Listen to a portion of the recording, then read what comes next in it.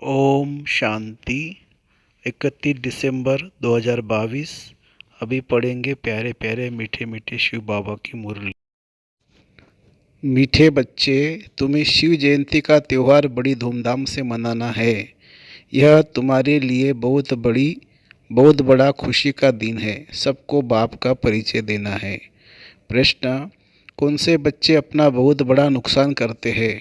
घाटा कब पड़ता है? उत्तर: जो बच्चे चलते चलते पढ़ाई छोड़ देते हैं वे अपना बहुत बड़ा नुकसान करते हैं। बाबा रोज इतने हीरे रतन देते हैं, गुह्य पॉइंट सुनाते हैं, अगर कोई रेगुलर नहीं सुनते हैं तो घाटा पड़ जाता है, नापास हो जाते हैं, स्वर्ग की ऊंची बादशाही गवा देते हैं, पद भ्रष्ट हो जाता है। गीत है: रात के राही थक मत जाना, सुबह की मंजिल दूर नहीं है। ओम शांति। ये रात और दिन मनुष्यों के लिए है, शिव बाबा के लिए रात और दिन नहीं है। यह तुम बच्चों के लिए है, मनुष्य के लिए है। ब्रह्मा की रात ब्रह्मा का दिन गाया जाता है, शिव का दिन शिव की रात ऐसे कभी नहीं कहा जाता है। सिर्फ एक ब्रह्मा भी नहीं कहा जाएगा, एक ही रात नहीं होती है। गाया जाता है ब्राह्मणों की रात। तुम जानते हो अभी है भक्ति मार्ग का अंत, साथ साथ घोर अंधियारे का भी अंत है। बाप कहते हैं मैं आता ही तब हूँ जबकि ब्रह्मा की रात होती है। तुम अभी सवेरे के लिए चलने लग पड़े हो। जब तुम ब्रह्मा की संतान आकर बनते हो तब तुमको ब्राह्मण कहा जाता है। ब्राह्मणों की रात पूरी हो रही, फिर देवताओं का दिन शुरू होता है। ब्राह्मण जाकर देवता बनेंगे। इस यज्ञ से बहुत बड़ी बदली होती है। पुरानी दुनिया बदलकर नई होती है। कलयुग है पुराना युग, सतयुग है नया युग, फिर त्रेता 25% पुराना, द्वापर 50% पुराना। युग का नाम ही बदल जाता है। कलयुग को सब पुरानी दुनिया कहेंगे। ईश्वर कहा जाता है बाप को, जो ईश्वरीय राज्य स्थापन करते हैं। बाप कहते हैं कलब कलब संगम युग में आता हूँ। टाइम तो लगता है ना, यूँ तो है एक सेकंड की बात, परंतु विकर्म विनाश होने में समय लगता है, क्योंकि आधा कल्प के पाप सिर पर है। बाप स्वर्ग रचता है तो तुम बच्चे भी स्वर्ग के मालिक तो बनेंगे, परंतु सिर पर जो पापों का बोझा है उनको उतारने में टाइम लगता है, योग लगाना पड़ता है। अपने को आत्मा जरूर समझना है। आगे जब बाबा कहते थे तो जिस्मानी बाप याद आता था, अभी बाबा कहने से बुद्धि ऊपर चली जाती है। दुनिया में और किसी की बुद्धि में यह नहीं होगा कि हम आत्मा रूहानी बाप की संतान हैं। हमारा बाप टीचर गुरु तीनों ही रूहानी है। याद भी उनको करते हैं। यह पुराना शरीर, इनको क्यों श्रृंगार करना है, परंतु अंदर में समझते हैं अभी हम वनवा में हैं। ससुर घर नई दुनिया में जाने वाले हैं। पिछाड़ी में कुछ भी नहीं रहता, फिर हम जाकर विश्व के मालिक बनते हैं। इस समय सारी दुनिया जैसे वनवाह में है, इसमें रखाई क्या है, कुछ भी नहीं है। जब ससुर घर था तो हीरे जवाहरातों के महल थे, माल ठाल थे। अभी पियर घर से ससुर घर जाना है। अभी तुम किसके पास आए हो? कहेंगे बाप दादा के पास। बाप दादा ने प्रवेश किया है, दादा तो है ही यहाँ का रहवासी, तो बाप दादा दोनों कंबाइंड है। परम पिता परमात्मा पतित पावन है।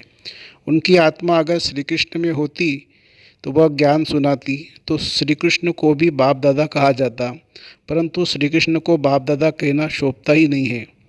ब्रह्मा ही प्रजापिता गाया हुआ है। बाप ने समझाया है यह 5000 वर्ष का चक्र है। तुम बच्चे प्रदर्शनी जब दिखाते हो तो उसमें यह भी लिखो कि आज से 5000 वर्ष पहले भी हमने यह प्रदर्शनी दिखाई थी और समझा था कि बेहद का भाव से स्वर्ग का वर्षा कैसे लिया जाता है।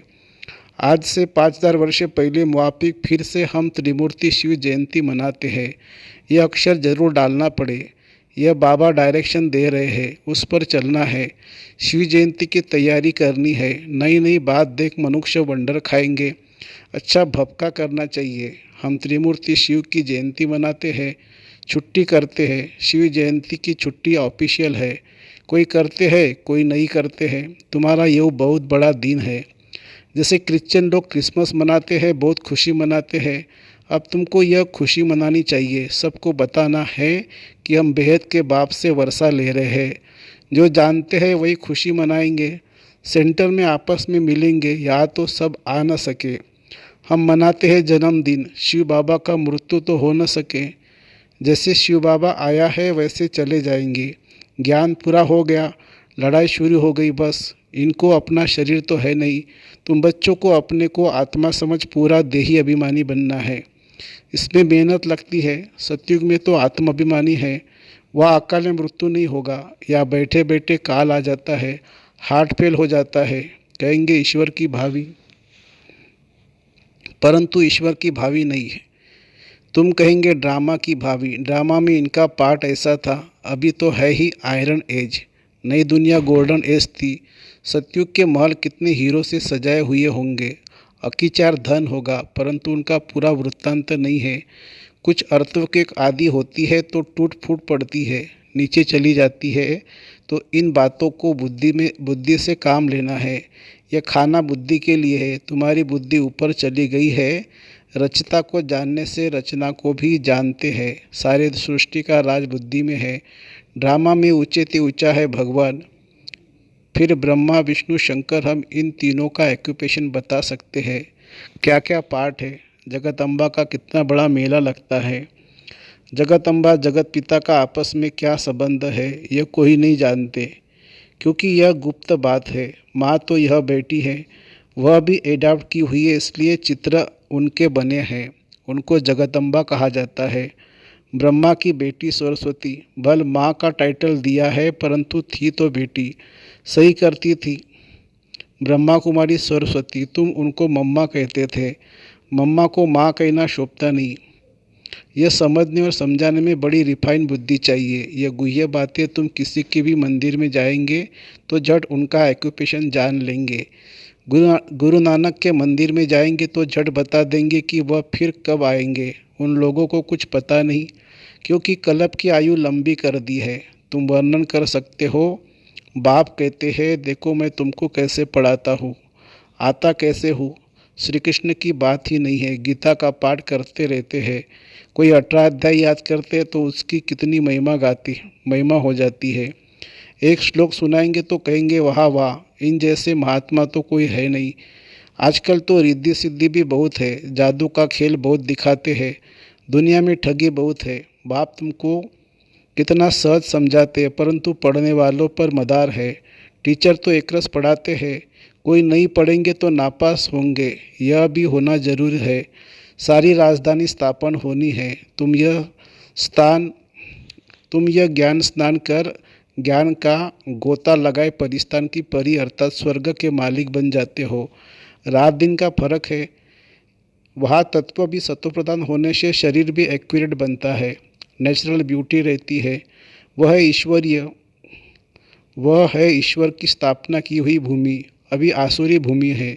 स्वर्ग नरक पे बहुत फर्क है। अभी तुम्हारी बुद्धि में ड्रामा के आदि मध्य अंत का राज बैठा हुआ है, नंबरवार पुरुषार्थ अनुसार। बाप कहते हैं अच्छी रीति पुरुषार्थ करो। बच्चियाँ नए नए स्थान पर चक्र लगाने जाती है। अगर अच्छी माता आदि है तो सर्विस को जमाना पड़े। सेंटर पर अगर कोई नहीं आते हैं तो अपना नुकसान करते हैं। कोई पढ़ने के लिए नहीं आते तो उनको फिर लिखना चाहिए, तुम पढ़ते नहीं हो, इससे तुमको बहुत घाटा पड़ जाएगा। रोज़ रोज़ बहुत गुह्य पॉइंट्स निकलती है। यह है हीरे रतन। तुम पढ़ेंगे नहीं तो नापास हो जाएंगे। इतनी ऊंची स्वर्ग की बादशाही गवा देंगे। मुरली तो रोज़ सुननी चाहिए। ऐसे बाप को छोड़ दिया तो याद रखना नापास हो जाएंगे, फिर बहुत रोएंगे, खून के आंसू बहाएंगे।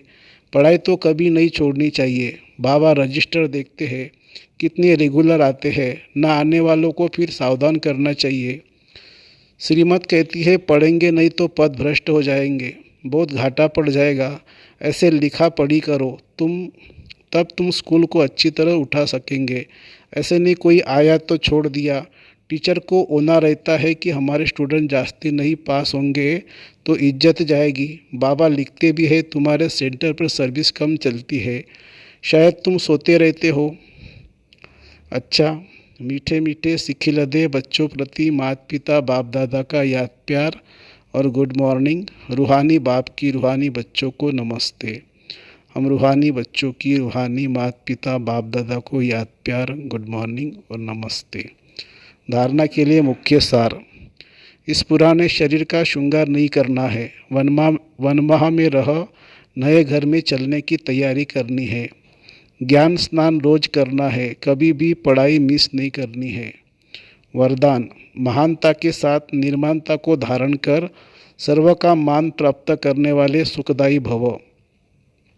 महानता की निशानी निर्माणता है। जितना महान उतना निर्माण, क्योंकि सदा भरपूर है। जैसे वृक्ष जितना भरपूर होगा उतना झुका हुआ होगा, तो निर्माणता ही सेवा करती है। और जो निर्माण रहता है वह सर्व द्वारा मान पाता है। जो अभिमान में रहता है उसको कोई मान नहीं देता, उससे दूर भागते हैं। जो निर्माण है वो सुखदायी होंगे, उनसे सभी सुख की अनुभूति करेंगे, सभी उनके समीप आना चाहेंगे। स्लोगन है, उदासी को तलाक देने के लिए खुशियों का खजाना सदा साथ रखो। उदासी को तलाक देने के लिए खुशियों का खजाना सदा साथ रखो। मातेश्वरी जी के मधुर महावाक्य। गीत है, नयनहीन को राह दिखाओ प्रभु, पग पग ठोकर खाए। अब ये जो मनुष्य गीत गाते हैं नयनहीन को राह बताओ, तो गोया राह दिखाने वाला एक ही परमात्मा ठहरा। तभी तो परमात्मा को बुलाते हैं। और जिस समय कहते हैं प्रभु राह बताओ, तो जरूर मनुष्य को राह दिखाने के लिए खुद परमात्मा को निराकार रूप से साकार रूप में अवश्य आना पड़ेगा। तभी तो स्थूल में राह बताएगा। आने बगैर राह तो बता नहीं सकेंगे। अब मनुष्य जो मुंझे हुए हैं, उन मुंझे हुए को राह चाहिए। इसलिए परमात्मा को कहते हैं नयनहीन को राह बताओ प्रभु। इसको फिर खिवैया भी कहा जाता है। जो उस पार अथवा इन पांच तत्वों की जो बनी हुई सृष्टि है, इससे पार कर उस पार अर्थात पांच तत्वों से पार जो छठा तत्व अखंड ज्योतिमय तत्व है उससे ले चलेगा। तो परमात्मा भी जब उस पार से इस पार आवे तभी तो ले चलेगा। तो परमात्मा को भी अपने धाम से आना पड़ता है। तभी तो परमात्मा को खिवैया कहते हैं।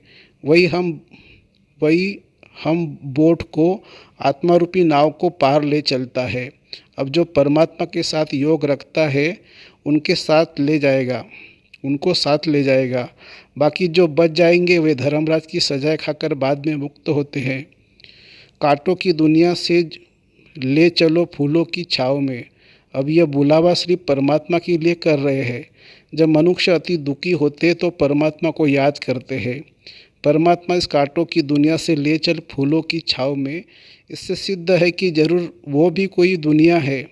अब ये सभी मनुष्य जानते हैं कि अब का जो संसार है वो कांटों से भरा हुआ है, जिस कारण मनुष्य दुख और अशांति को प्राप्त कर रहे हैं। और याद फिर फूलों की दुनिया को करते हैं, तो जरूर वो भी कोई दुनिया होगी जिस दुनिया के लिए संस्कार आत्मा में भरे हुए हैं। अब यह तो हम जानते कि दुख अशांति यह सब कर्म बंधन का हिसाब किताब है। राजा से लेकर रंक तक हर मनुष्य मात्र इस हिसाब में पूरे जकड़े हुए हैं।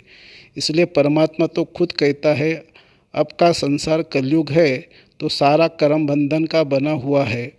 और आगे का संसार सतयुग था जिसको फूलों की दुनिया कहते हैं। अब वो है कर्म बंधन से रहित जीवन मुक्त देवी देवताओं का राज्य, जो अब नहीं है। अब यह जो हम जीवन मुक्त कहते हैं तो उसका मतलब यह नहीं कि हम कोई देह से मुक्त थे। उन्हों का कोई देह का भान नहीं था, मगर वो देह में होते हुए भी दुख को प्राप्त नहीं करते। गोया वहाँ कोई भी कर्म बंधन का मामला नहीं है। वो जीवन लेते जीवन छोड़ते आदि मध्य अंत सुख को प्राप्त करते थे। तो जीवन मुक्ति का मतलब है जीवन होते कर्मातीत। अब यह सारी दुनिया पांच विकारों में पूरी जकड़ी हुई है, मानो पांच विकारों का पूरा वास है। परंतु मनुष्य में इतनी ताकत नहीं जो इन पांच भूतों को जीत सके। तब भी परमात्मा खुद आकर हमें पांच भूतों से छुड़ाते हैं और भविष्य प्रारब्ध देवी देवता पद प्राप्त कराते हैं। अच्छा, ओम शांति।